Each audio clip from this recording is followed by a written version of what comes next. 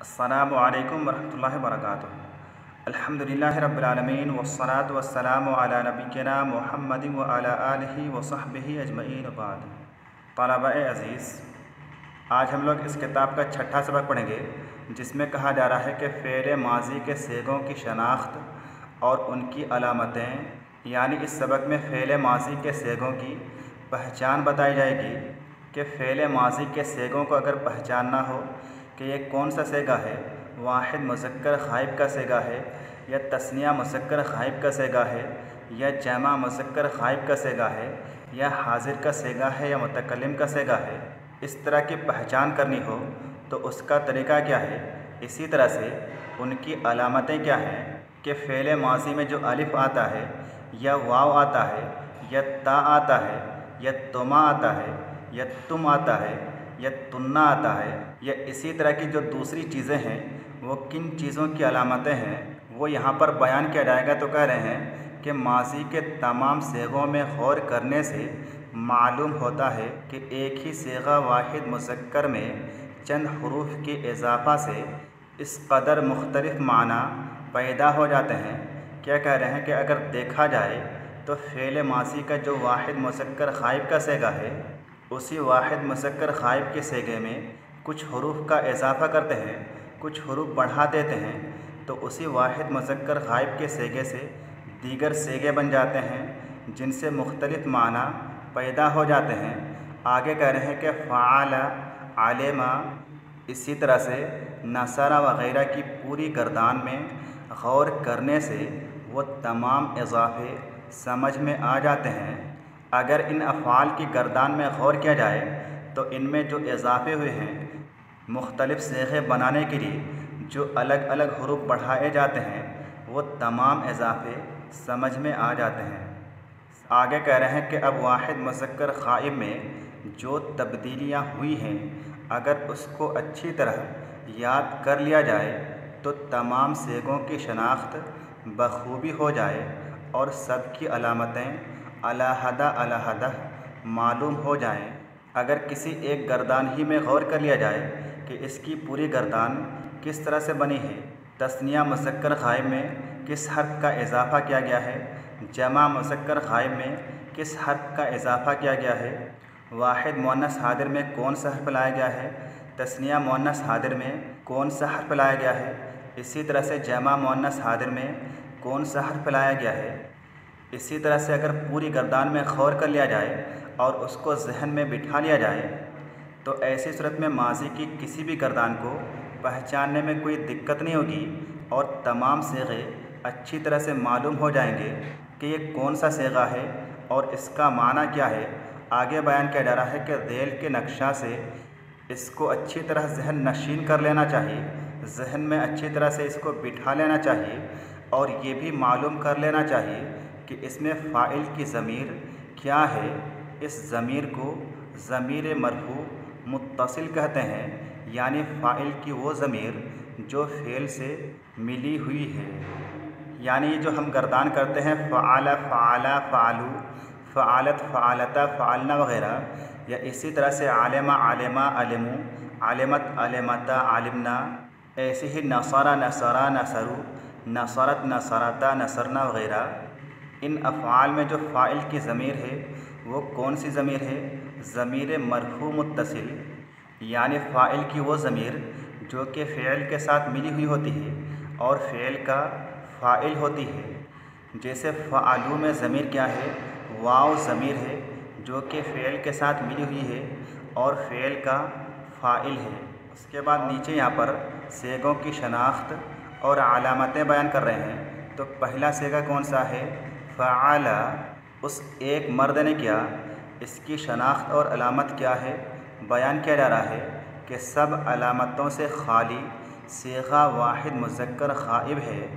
यानी ये जो फ़ेल है फ़आला, इसमें किसी तरह की शनाख्त नहीं है, ना तो इसमें अलिफ़ है, ना वाव है, न तुमा है, न तुम है, न ता है, न ते है, न तो है, इसी तरह से ना तो तुन्ना है और ना ही ना है। तमाम तरह की अलामतों से खाली है। ये कौन सा सेगा है? सेगा वाहिद मुज़क्कर ग़ाइब है। यानी जो सीगा वाहिद मुसक्कर ग़ाइब का होता है ये तमाम तरह की अलामतों से खाली होता है।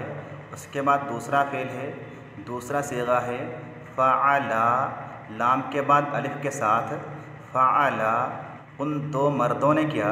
इसकी शनाख्त और अलामत क्या है, बयान किया जा रहा है कि फ़अला में अलिफ़ अलामत तस्निया मुज़क्कर ग़ाइब और ज़मीर फ़ाइल है।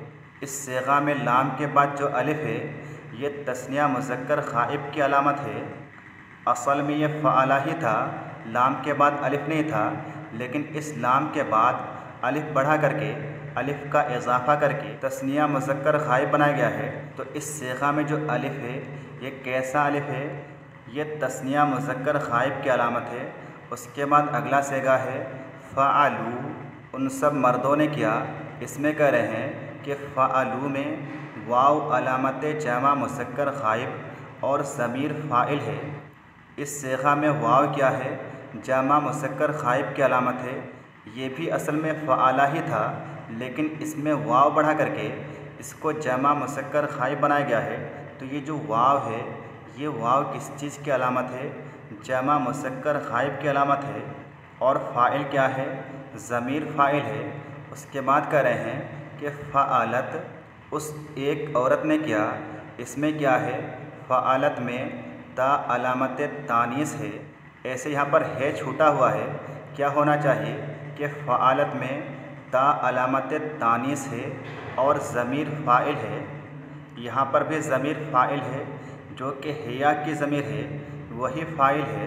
तो इसमें क्या है, ये जो ता है फ़अलत में जो ता है, ताए साकिन, ये किस चीज़ की अलामत है, ये वाहिद मुअन्नस ग़ाइब की अलामत है। जैसे कि यहाँ पर अलिफ़ क्या है, तस्निया मुज़क्कर ग़ाइब की अलामत है, वाव जमा मुज़क्कर ग़ाइब की अलामत है। ऐसे यहाँ पर ताए साकिन किस चीज़ की अलामत है, वाहिद मुअन्नस ग़ाइब की अलामत है। आगे कह रहे हैं कि फ़अलता में अलिफ़ तस्निया मुअन्नस की अलामत है और ज़मीर फ़ाइल है और ता अलामत तानीस है। यानी यहाँ पर जो फ़अलता है इसमें ता के बाद जो अलिफ़ है, ये अलिफ़ क्या चीज़ है, ये तस्निया मुअन्नस की अलामत है। और ये ता क्या चीज़ है, ये मुअन्नस होने की अलामत है। ये अलामत तानीस है, तानीस की अलामत है। और इसमें भी फ़ाइल क्या है, इसमें भी फ़ाइल ज़मीर ही है। जिस तरह से फ़अलत में फ़ाइल ज़मीर है, उसी तरह से यहाँ पर फ़अलता जो कि तस्निया मुअन्नस ग़ाइब का सीगा है, इसमें भी फ़ाइल क्या है, ज़मीर है। उसके बाद अगला सीगा है फ़अलना।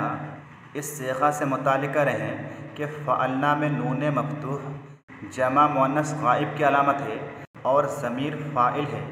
इस सीगा के आखिर में जो नून मफ़तूह है, ये नून मफ़तूह क्या है, जमा मुअन्नस ग़ाइब की अलामत है और इसमें भी फ़ाइल क्या है, ज़मीर है। उसके बाद कह रहे हैं कि फ़अलता में ताए मफ़तूह वाहिद मुज़क्कर मुख़ातब की अलामत और ज़मीर फ़ाइल है। इस सीगा के आखिर में जो ताए मफ़तूह है, ता ज़बर ता है, ये ताए मफ़तूह क्या है, वाहिद मुज़क्कर हाज़िर की अलामत है, वाहिद मुज़क्कर मुख़ातब की अलामत है और इसमें भी फ़ाइल बाकी और सीगों की तरह से ज़मीर है। उसके बाद कह रहे हैं कि फ़अलतुमा में तुमा तस्निया मुज़क्कर मुख़ातब की अलामत और ज़मीर फ़ाइल है। इस सीगा के आखिर में जो तुमा है, ये तुमा क्या है, तस्निया मुज़क्कर मुख़ातब की अलामत है और यहाँ पर भी फ़ाइल क्या है, बाकी और सीगों की तरह से ज़मीर है। उसके बाद आगे कह रहे हैं कि फ़अलतुम में तुम जमा मुज़क्कर मुख़ातब की अलामत और ज़मीर फ़ाइल है।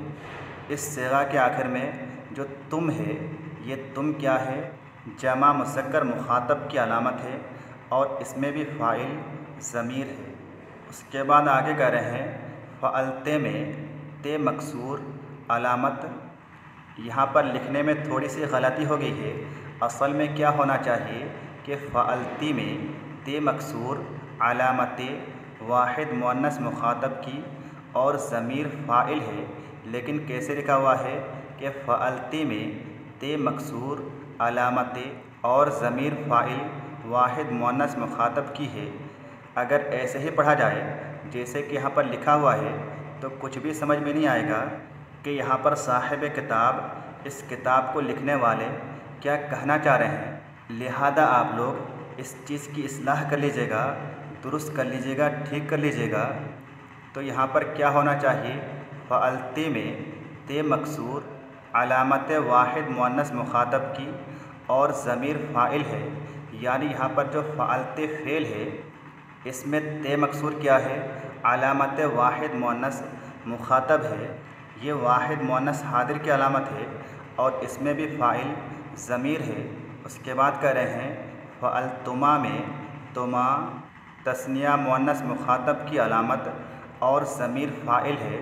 यहाँ पर इस फ़ेल में तुमा क्या है, तस्निया मुअन्नस मुखातब की अलामत है, तस्निया मुअन्नस हादिर की अलामत है और इसमें भी फ़ाइल बाक़ी और सेगों की तरह से ज़मीर है। उसके बाद फ़अलतुन्ना में तुन्ना अलामत जमा मुअन्नस मुखातब और ज़मीर फ़ाइल है, यानी यहाँ पर इस फ़ेल में जो तुन्ना है ये क्या है, ये जमा मुअन्नस मुखातब की अलामत है, जमा मुअन्नस हादिर की अलामत है और इसमें भी फ़ाइल ज़मीर है। उसके बाद आगे कह रहे हैं कि फ़अलतों में तो मज़मूम अलामत वाहिद मुतकल्लिम और ज़मीर फ़ाइल है, यानी फ़अलतों में जो तो है ता पेश तो, ता पर ज़म्मा के साथ तो ये जो तो है ये वाहिद मुतकल्लिम की अलामत है और इस फ़ेल में फ़ाइल क्या है, इसमें भी फ़ाइल ज़मीर है। उसके बाद आखिरी सेगा है फ़अलना में ना अलामत जमा मुतकल्लिम और ज़मीर फ़ाइल है। फ़अलना में जो ना है नून अलिफ ज़बर ना, ये ना क्या है, जमा मुतकल्लिम की अलामत है और इसमें फ़ाइल क्या है, यहाँ पर भी फ़ाइल ज़मीर है।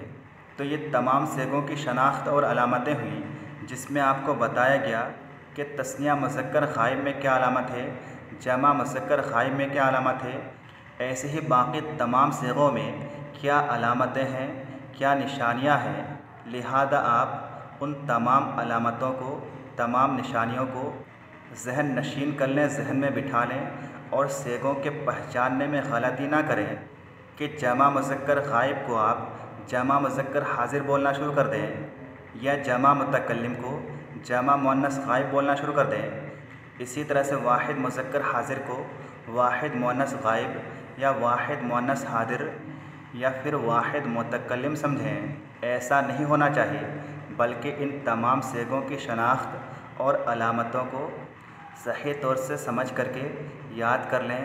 आज के लिए बस इतना ही। अस्सलामु अलैकुम वरहमतुल्लाहि वबरकातुहू।